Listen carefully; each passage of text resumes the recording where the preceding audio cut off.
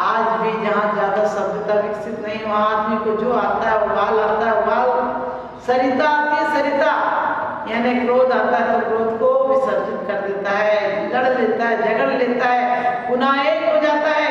इसलिए आपने देखा होगा जो ग्रामीण लोग शहर वालों से आज भी थोड़े शांत है, क्योंकि पदार्थों में सुख नहीं होता, हमारी दृष्टि में सुख होता है। लोग कश्मीर जाते हैं, लोग मंसूरी शिमला जाते हैं, लोग डल झील पर जाते हैं, सोचना हम जाते हैं, बहुत देखने के लिए जाते हैं वहां पर, लेकिन वहां जो नाविक नाव चलाता है उसको लगता होगा क्या झील में रखा है, रोज तो यही झील है। रोज रोज आप देखते हैं तो भोगों से आपको विरक्ति सी हो जाती है आपको, लेकिन ज्ञानी जीव अच्छे श्रेय को पाता है और अज्ञानी जीव प्रेय को पाता है। भोग बुरे भव रोग बढ़ावे बैरी है जगजी के वाला हाथ में। आप एक भोग से थक जाते हैं तो दूसरे भोग पर चले जाते हैं, एक गति से जाते हैं तो दूसरे पर चले जाते हैं। इसीलिए दुनिया में इतनी फैशन बढ़ गई है, रोज कपड़ा बदल जाता है, रोज आदमी की स्टाइल बदल जाती है। पहले यदि किसी को सजा देना हो तो उसके बाल काट दो, यानी आड़े टेढ़े काट दो, आगे पीछे से अलग काट दो, तो लोग सोचते थे इसका अपमान हुआ, ऐसे बाल काट कर सजा दी। आजकल लोग शौक से बाल कटा, क्यों? क्योंकि हर अति इति हो जाती है, हर फैशन बदल जाता है। और इसीलिए पहले लोग अहिंसक होते थे।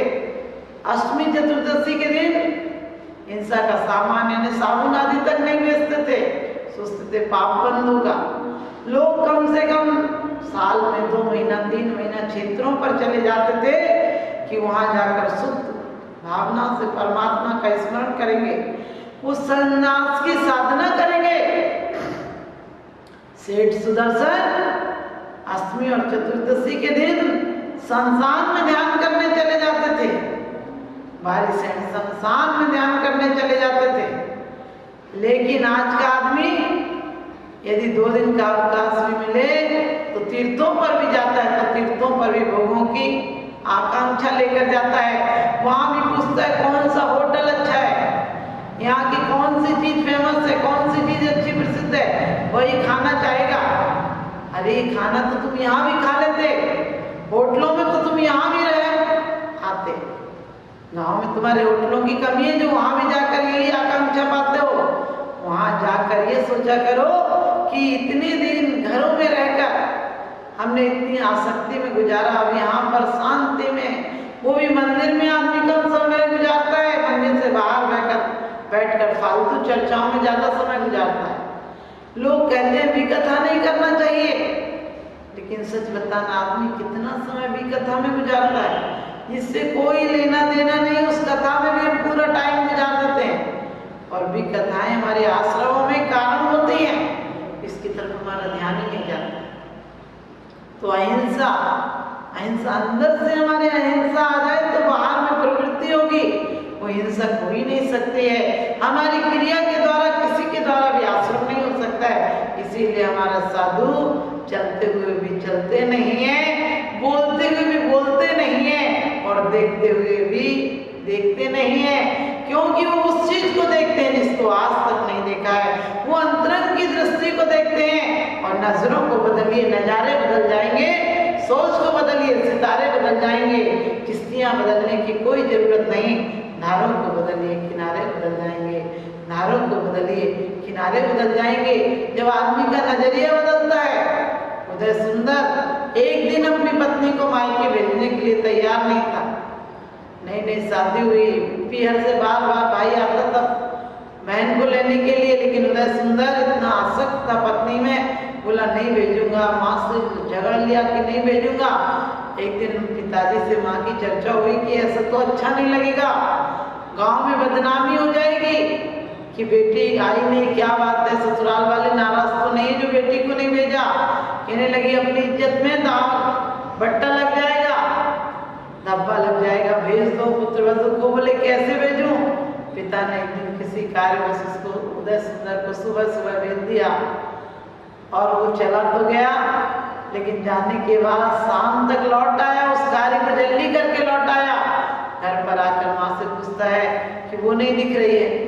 उसकी माँ ने कहा कि उसका भाई आया था और वो भाई लेकर उसे चला गया। अब तो सोचता है कि वो क्यों गई है, वो तावला हो जाता है आदमी को, भोगों के कारण कुछ नहीं दिखता है, मर्यादा खो जाता है, आदमी रीति रिवाज भी खो देता है और वो चला जाता है, घोड़े पर बैठता है, उसी ससुराल के रास्ते पर जाता है। पहले का जमाना ऐसा तो था नहीं, गाड़ियों से जाते नहीं थे, वाहनों से जाते थे, और वो भी जीवित वाहन होते थे, घोड़े हाथी आदि होते थे। तो कहते हैं वो गया और उसे पता चल गया, घोड़े को जल्दी जल्दी ले गया। रात में एक जगह जंगल में उनका पड़ाव था किसी सराय में, और वो रुके हुए थे, वहीं पर पहुंच गया। और जब पत्नी ने देखा कि वो आ रहे हैं तो साले से, भाई से कहा कि तुम जीजा जी को पहले से कह दो कि मैं ले आया हूँ, कल छोड़ जाऊंगा आपके यहाँ वापस, ताकि वापस चले जाए। लेकिन उदय सुंदर वहीं रुक गया और रुका रहा, रात को बात करता रहा कि बिना बुलाए कैसे ले आए। वो कहते एक दिन को लाया हूँ जीजा जी, लेकिन अचानक सुबह सुबह जैसे ही नींद खुलती उदय सुंदर की, और सोचते हैं थोड़ा सा इस सराय से बाहर घूम लूं, और घूमने के लिए जाते हैं। अचानक देखते हैं कि एक सन्यासी, एक साधु शिला पर विराजमान है और शांत चित्त आत्मा में लीन है। अचानक चिंतन की धारा बदलती है और विचार आता है कि ये भी है जो युवापन में कैसे आत्म ध्यान में लीन है, और एक मैं हूँ कि मैं भोगों की गंदी नाली में डूब रहा हूँ, मैं भोगों के कैसा धिक्कार है मुझको। ये जवानी में आत्म ध्यान में मुझसे शांत दिख रहे हैं, मुझसे प्रशस्त दिख रहे हैं, लगता है इनको बहुत कुछ मिल गया है, बहुत अनमोल निधि मिल गई है। और देखते हैं तो देखते ही रह जाते हैं, एकटक अपलक उनको देखते रहते हैं। अचानक साला भी पीछे से आता है और साला व्यंग में कहता है, क्यों जीजा जी आप भी ऐसे ही बनना चाहते हैं क्या? साले को पता था कि एक दिन नहीं रह पाता है पत्नी के बिना, क्या तपस्या लेगा। और वो कहते हैं, वो तो साला तो व्यंग में कहता है, और उदय सुंदर कहता है कि देख के तो लगता है कि ऐसा ही हो जाओ। फिर साला व्यंग में कहता है कि होना है तो हो जाओ, और सोचता है कि ये तो होएंगे नहीं। अचानक उदय सुंदर का हृदय परिवर्तन होता है और कहता है भोगों को कब तक भोगूंगा, भोग या तो मुझे छोड़ेंगे या मुझसे भोग छूट जाएंगे। एक दिन ये देह बुढ़ापे में परिवर्तित हो जाएगी, एक दिन इंद्रियां जवाब दे देगी, भोग भी भोगने में नहीं आ पाएंगे। जो ज्ञानी होता है भोगों को छोड़ देता है, और जो अज्ञानी होता है उसे एक दिन जबरन भोग उसे छोड़कर चले जाते हैं। आदमी बूढ़ा हो जाता है लेकिन तृष्णा बूढ़ी नहीं होती है, तृष्णा तो और बलवती हो जाती है। और अचानक उदय सुंदर जाते हैं और मुनिराज के चरणों में जाकर नमस्कार करके मुनि दीक्षा ले लेते हैं। साले को लगता है कि मैं बहन को क्या जवाब दूंगा, अब वो किस मुंह से जाएगी, ससुराल भी जाएगी तो उसकी सास पूछेगी बेटा कहाँ है, और पियर जाएगी तो माँ पूछेगी कि जमाई जी कहाँ है, अब मैं क्या जवाब दूंगा। और जब ऐसा आसक्त व्यक्ति इतना विरक्त हो सकता है, आत्मा में लीन हो सकता है, तो मैं क्यों पढ़ा हूँ, मैं तो कुआरा हूँ, मेरे तो आगे पीछे कुछ नहीं है, मैं भी संत हो जाता हूँ। और वो भी दीक्षा ले लेते हैं। बहुत देर तक जब दोनों नहीं आते हैं तो उदय सुंदर की पत्नी सोचती कहाँ निकल गए जीजा साले दोनों। आस पास देखती है, अचानक नजर जाती है शिला पर बैठे हुए मुनिराजों पर, और सोचती मेरी आंखें कहीं धोखा तो नहीं खा रही है, कहीं मेरे पति और भाई हैं क्या साथ में मुनि इनके।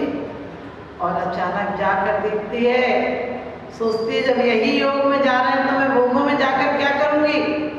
अब मैं भी न ससुराल जा सकती हूँ ना पीहर जा सकती हूँ। पीहर जाऊंगी तो माँ कहेगी मेरा बेटा कहाँ है, ससुराल जाऊंगी तो सास कहेगी कि मेरा बेटा कहाँ है। और अब तो मेरे दोनों तट टूट चुके हैं, इधर से भाई इधर से पति भी, और धिक्कार है ऐसे भोगों को। मैं भी संसार में नहीं रहूंगी। और वो बिहारी का दीक्षा ले लेती हैं। आप सोच सकते हैं भोग हमको नहीं पकड़े हैं, हम भोगों को पकड़े हैं। भोग कब किसी व्यक्ति को पकड़ते हैं, भोग अपनी जगह तटस्थ होते हैं। हम भोगों को पकड़ते हैं, हमारी आसक्ति जब गलत चीजों में होती है तो ढूंढ ढूंढ कर। आपको भूख लगी होगी तो होटल में जाएंगे, आपको भूख लगी होगी तो आपको रेस्टोरेंट दिखेंगे, और आपके पेट भरा होगा, शादी की चर्चा होगी या कोई जेवर का बेटे के ब्याह करना होगा तो जेवर पर नजर जाएगी, और कपड़े बनाना होगा तो कपड़ों की दुकान पर नजर जाएगी। आपको प्यास लगी होगी तो आप तालाब की तलाश करेंगे, भूख लगी होगी तो व्यंजनों की तलाश करेंगे। इसी प्रकार से जो योगी अंदर से जाग जाता है उसे इन भोगों की नहीं योगों की तलाश होती है। योगों की तलाश, योग के लिए कुछ नहीं करना। लोग सोचते हैं साधना के लिए कुछ करना पड़ता है, मैं कहती हूँ साधना ही के लिए तो कुछ नहीं करना पड़ता है, वासना के लिए तो बहुत दौड़ धूप करनी पड़ती है।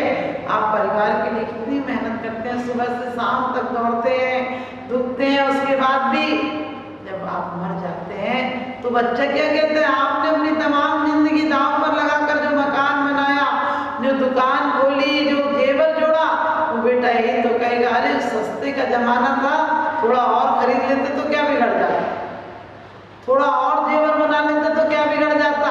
वो ये नहीं कहेगा कि थोड़ा ध्यान अपने लिए लगा लेते तो क्या बिगड़ जाता, थोड़ा ध्यान अपने आत्मा में ले जाते तो क्या बिगड़ जाता। बाहर की वस्तुएं बहुत जोड़ता आदमी, अंदर की उपलब्धि, अंदर की संपत्ति नहीं जोड़ता है। और जब कोई मर जाता है तो ध्यान देना, रोने वाले क्या कहते हैं, थोड़े दिन और जी जाते, और बाबूजी चले गए अब क्या होगा, बच्चों को टिफिन देकर कौन आएगा, दरवाजे पर कौन बैठेगा, ये सब सोचते हैं। ये नहीं सोचते हैं बेचारा अकेला गया है, तुम्हें इतनी संपत्ति छोड़ गया और खाली हाथ गया है। उस दिन की कर याद कि जिस दिन चल चल चल होगी और चढ़ने को तो बांस मिलेंगे, तन पर मल मल मल होगी, मखमल नहीं होगी, मलमल होगी। तो जो हो इस जन्म में और दूसरे जन्म में भी हमें दुख देते हैं और संताप देते हैं, हमारे संसार की वृद्धि करते हैं। ऐसा कौन ज्ञानी होगा, इन भोगों में भोगना चाहेगा, इन भोगों में रुकना चाहेगा। तो ज्ञानी तो वो है जो पैर ही नहीं देता कीचड़ में। और यदि कभी भूल से दिया जाए, शादी हो जाए तो शादी के बीच में रहना। कभी कभी लोग कहते हैं पत्नी को छोड़ दो संसार छूट जाएगा। मैंने कहा पत्नी को इतनी बड़ी चीज है कि उसको छोड़ने से संसार छूट जाएगा। अरे पत्नी के साथ रहते हुए आप धर्माचरण करते हैं, अपनी आवश्यक क्रियाओं को पूरा करते हैं, गृहस्थ आश्रम को पूरा करते हैं, तो बड़ी अच्छी बात कही है कि 12 व्रत के अति 4 पन न लगावे, यूं श्रावक व्रत पाल स्वर्ग सोलम जावे। यदि पूर्ण रूप से स्त्री का त्याग करना महाव्रत है तो निज वनिता बिन सकल नारी सो रहे विरक्ता। आपको पता है सुधार संतोष व्रत भी है। अपनी पत्नी के अलावा सब पत्नियों को माँ बहन की तरफ देखिए। यदि पहले कितना अच्छा चलन था, यदि कोई भी एक बड़ा व्यक्ति दिखता था थोड़ी सी उम्र का, हम भैया कह के बुलाते थे। बड़े और उम्र का हो तो चाचा जी, ताऊ जी, ताई जी, अम्मा जी, दादी जी ऐसे करके बुलाते थे। नौकरानियों को भी हमारी वाणी में मर्यादा थी, हमारे वाणी का संयम था। लेकिन आजकल तो पति को भी ऐसे बुलाती जैसे नौकर को बुला रही, पति का भी नाम लेती है सीधे सीधे, क्योंकि हमने मर्यादा खो दी, बोली की मर्यादा खो दी, हमारे चिंतन की मर्यादा खो दी। और हमें कोशिश करना है मर्यादा ना खोए, क्योंकि बोली कभी कभी घाट करा देती है, कभी कभी अहंकार और तृष्णा वासनाएं।